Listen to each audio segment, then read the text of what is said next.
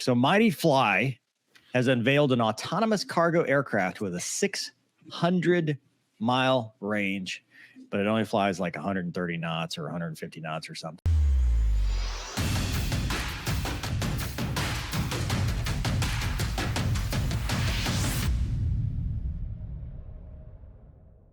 But the thing is, they just got it approved. Yeah, there you go. 150 miles an hour, 130 knots.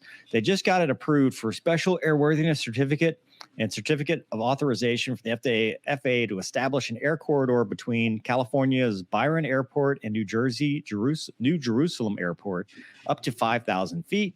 They expect to begin flight testing. It's an eVTOL, so electric, vertical takeoff or landing. And it's going to be used in manufacturing, retail, and healthcare, transform life in rural areas. And they even talk about, if you scroll down a little bit, there's a whole thing about it could also be used in the military for austere conditions. It's got a 100-pound capacity, bi-wing design, substantial trim of the aircraft's center of lift, structural conductors for reduced weight and improved reliability, composite structure, canard for the landing gear for reduced drag and increased efficiency. And then basically they plan to uncover uses for the Air Force along the way and scale this up for other. Gentlemen, this is the canary in the coal mine for cargo. What does that mean? Oh, I'm sorry. They also want to use autonomous loading, unloading. So not only are they going to fire the pilots, but they're going to have everybody who loads and unloads packages for the Air Force in 2025 for proof of concept. Wow. You don't know what a canary in the coal mine is? It was a joke. The canaries down, and if it died, don't go down there. Don't go down there. Bad news. We've talked about this a lot. We've talked about this a lot, right? And this is, first of all, how you get Skynet and Terminators. So there's that. But second, we've talked about how this is going to scale. You're going to start in these hard to access areas. You're going to now have 100, because 130 miles an hour is not 150 miles an hour, 130 knots. It's not fast, right? You're not like an airship. You're not doing what most air cargo can do, but accessing areas that are not currently accessible is a big thing. And then when they scale it up, that's when you start to worry about these cargo operators, ACMIs, stuff like that, because like we talked about before, once the technology is there, it's just like an exponential, it just takes off. So what do you guys think? Is this kind of the, I mean, how worried are you if you're a FedEx or a UPS guy? Well, depends how old you are. I mean, really, it depends how old you are. I think it's still pretty far out. I mean, you've seen that with autonomous cars, right? I was going to say the self-driving cars haven't been we're not there yet. I think it's easier to self-drive an airplane than it is a car, though. Probably. I think you're right. Probably, but it still has to. Remember, all that thing becomes if it goes haywire as a 100-pound carrying projectile into some area where people live. And if that happens once, it sets it back way far. So that's true. I'm not saying that it's, because everybody looks at this stuff, in our industry and they're like, oh, it's not our problem because there's passengers, right? And with passengers, they want to see people up there, that have skin in the game. And I don't disagree. But, that person living on the ground doesn't want stuff buzzing over their heads.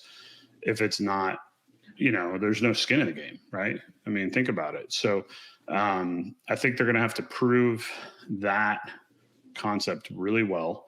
And then once they do to scale this to something where it's actually usable, because 100 pounds at 150 miles an hour is not usable for true cargo to where a FedEx or a UPS pilot's nervous.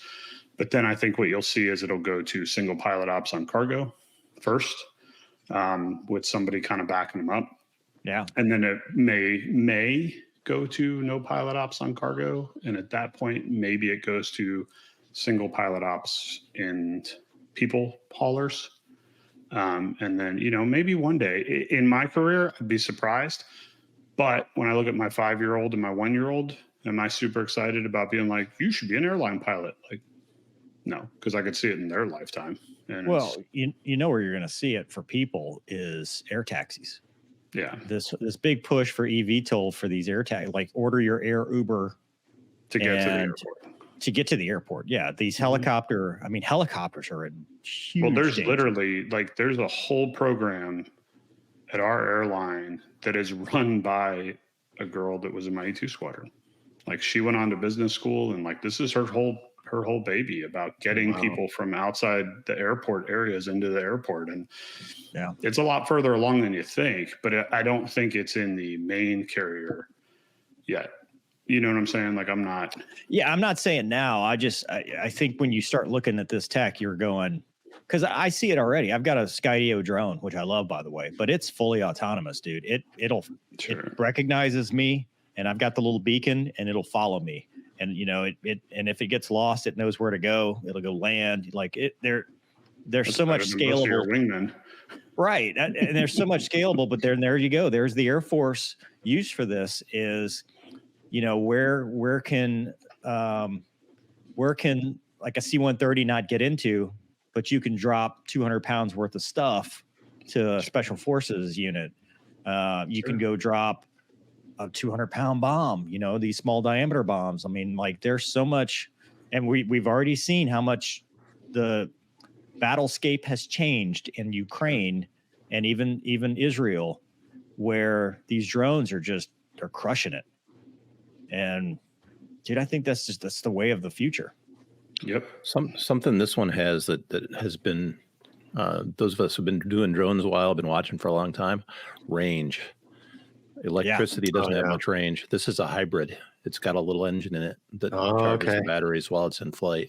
I looked that up on this one because I wondered about the range. Was it 200 miles? No, 600 miles. 600 miles. 600 miles. That's a long extension cord. That's a big deal. Yeah. And like you said, Mover, for austere environments, I'm like they're Gonky, like in Malaysia and the South Pacific, where there's an airport every couple hundred miles, no roads. Yeah, targeting those kind of markets for this. I'm more worried about when they start applying, because it's not just going to be a drone, right? They're going to be like, hey, we got this AI stuff too, so it's going to be AI with the drone. I don't want to go full Terminator, but I don't know. My perception on the whole AI stuff is like once it reaches a certain point, like the learning curve is going to be.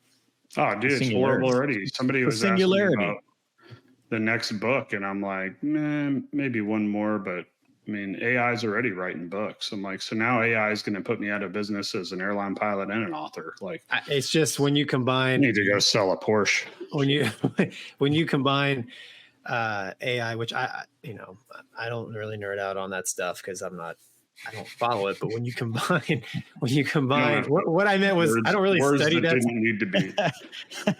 You're just digging the hole deeper. Everybody knows. For those of you that are new to the channel, Gonky not smart on things. Gonky. From what I have seen, like it's apparent to me that, like, no kidding, the AI stuff is happening, I think, faster than most people think. And when you combine that with the drone technology, I think it's going to get kind of sporty. I, for one, welcome our AI overlords. Just like the aliens. Whichever one shows up first. Yeah, you're on that team. It could be aliens. It's going to be Terminator, dude. The T-1000. Well, they're not going to be assassinating me because I like them.